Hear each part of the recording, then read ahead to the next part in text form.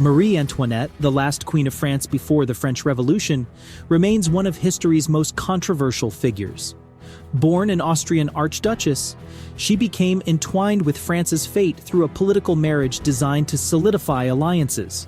Her tenure as queen was marked by a series of personal and political controversies, each amplifying the public scrutiny and criticism.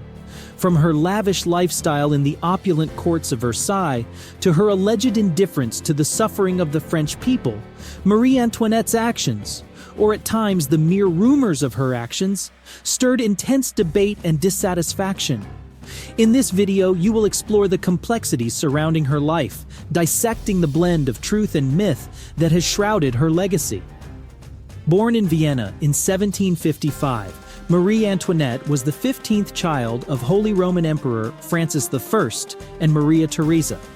Growing up in the Habsburg court, she received a diverse education, including training in dance, music, and languages like Italian, French, and German, equipping her for a future that was intricately tied to European politics. In 1766, her mother, Maria Theresa, engaged Marie Antoinette to Louis Auguste, the future Louis XVI of France, to cement the alliance between Austria and France. This marriage was not just a personal union, but a key political maneuver. The wedding was initially conducted by proxy in Vienna on April 19, 1770, and then officially in Versailles on May 16, where the young Archduchess, just 14 years old, was introduced to the French court. Marie Antoinette and Louis XVI, who was 16 at the time, had never met prior to their marriage, a common practice in royal alliances. Their lavish wedding ceremony, attended by over 5,000 guests, was noted for Marie Antoinette's beauty and charm, making a strong impression on the French nobility and public. Upon Louis XV's death in 1774, Louis XVI ascended the throne, and Marie Antoinette, at the age of 18, became the Queen of France. Her early years in this role were challenging, marked by cultural differences and the strict etiquette of the French court. The Austrian princess, used to a less formal court life, found herself struggling to adapt to the intricacies and expectations of the French monarchy. This period was crucial in shaping her public image and setting the stage for her later life, where she would become a central figure in one of the most turbulent times in French history. Arriving at just 15, she found adapting to French customs difficult, and her actions often inadvertently alienated public opinion, tarnishing her image. As queen, she enjoyed a unique position.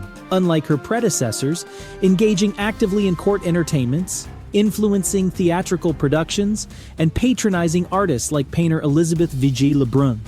Her love for fashion and entertainment, often seen as excessive, was a stark contrast to her mother's more conservative views. Bound by the intricate and rigid rituals of royal life in Versailles, Marie Antoinette struggled with the complex etiquette, a marked shift from the more relaxed Austrian court. She sought refuge in her private chambers and the Petit Trianon, a gift from Louis XVI, creating a more intimate circle away from the public eye. Despite her initial popularity, her forays into politics were clumsy and poorly received. The derogatory nickname, the Austrian, given by Madame Adelaide, reflected the court's disapproval. The Queen's reputation suffered further following the affair of the diamond necklace and her perceived lavish spending, leading to intense scrutiny and growing public disdain, which played a significant role in her downfall during the French Revolution. Antoinette's life at Versailles was marred by scandals that severely damaged her public image. One of the most damaging scandals was the affair of the diamond necklace. The affair involved a necklace worth approximately 1.6 million livres, around $100 million today, initially intended for Madame du Barry, Louis XV's mistress. After Louis XV's death, jewelers Baimer and Bassange hoped Louis XVI would buy it for Marie Antoinette, but she discouraged him from making the purchase. The necklace became central to a fraudulent scheme by Jean de la Motte Valois, who convinced Cardinal de Rohan she could procure it for the Queen.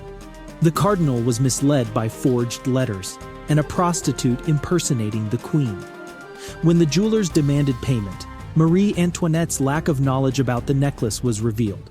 Although the cardinal was acquitted and exiled, and the main culprit, Jean de la Motte, was imprisoned, The scandal irreparably damaged the Queen's reputation.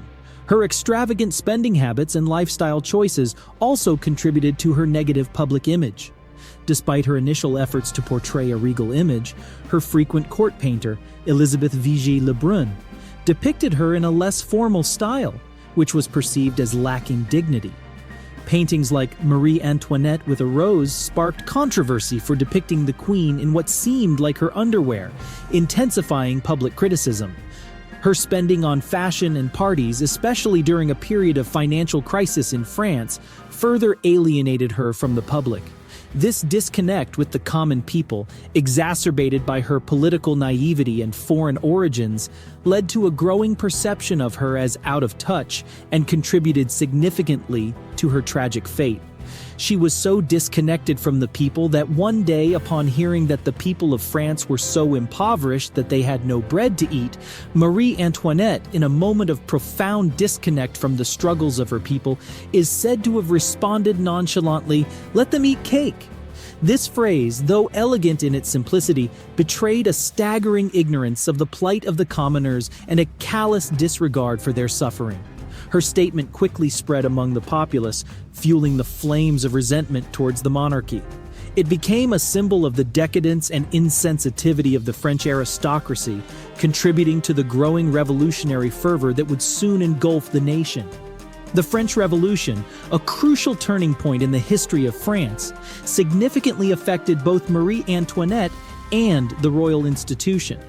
As France faced a severe financial crisis in the 1770s and 1780s, Marie Antoinette's extravagant spending on fashion, luxuries, and gambling earned her the nickname Madame Deficit, making her increasingly unpopular. Her involvement in scandals, such as a rumored affair with Swedish soldier Hans Axel von Fersen and the infamous diamond necklace affair, further tarnished her image.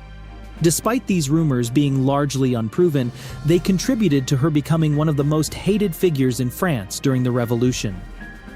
The French Revolution began with the storming of the Bastille on July 14, 1789. On October 5th, a large crowd, mostly women troubled by the unaffordable bread prices, marched to the Palace of Versailles, demanding the king live among the people. This event forced the royal family to move from the luxurious Versailles to the dilapidated Tuileries Palace in Paris, marking a significant shift in their relationship with the populace. During the Revolution, Marie Antoinette demonstrated greater decisiveness than Louis XVI. She prodded him to resist the Revolutionary National Assembly's attempts to abolish feudalism and restrict the royal prerogative. Her efforts, however, made her the main target of popular agitators. In 1790, she sought to restore the king's authority through secret negotiations with prominent members of the National Assembly, such as Comte de Mirabeau. Following Mirabeau's death in 1791, the Queen turned to external allies, leading to the ill-fated flight to Varennes, which further eroded the monarchy's standing and depicted the royal couple as traitors. The Queen's continued intrigues with foreign powers, especially Austria, further fueled the French people's animosity towards her. This hostility led to the storming of the Tuileries Palace and the eventual overthrow of the monarchy on August 10, 1792. Following these events, Marie Antoinette spent the remainder of her life in Parisian prisons. She was brought before the Revolutionary Tribunal in October 1793 and was found guilty of various charges, including depletion of the national treasury and conspiracy against the state's security. The trial and execution of her were key events in the Reign of Terror during that era. Accused of a series of crimes, including conspiring against France, she was found guilty of high treason and executed on October 16, 1793. Her unpopularity in France had been growing since the diamond necklace affair in 1785. She was accused of being an Austrian spy, a spendthrift, and morally bankrupt.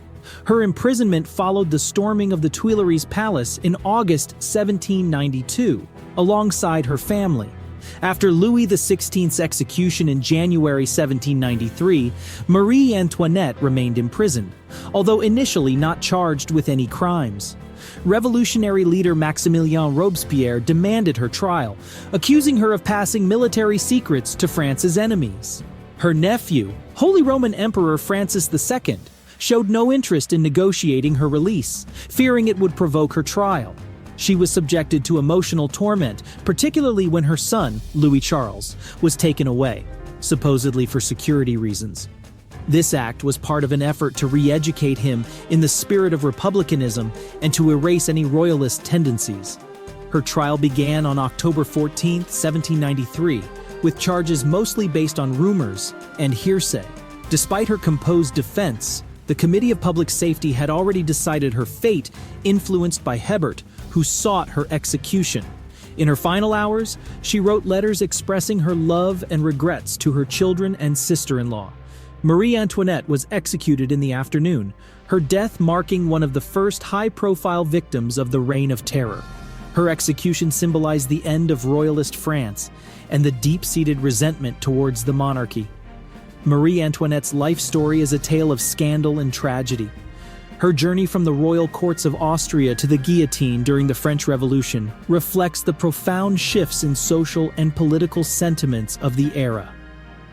Antoinette's existence, marked by opulence, disputes, and misunderstandings, continues to be a fascinating historical episode.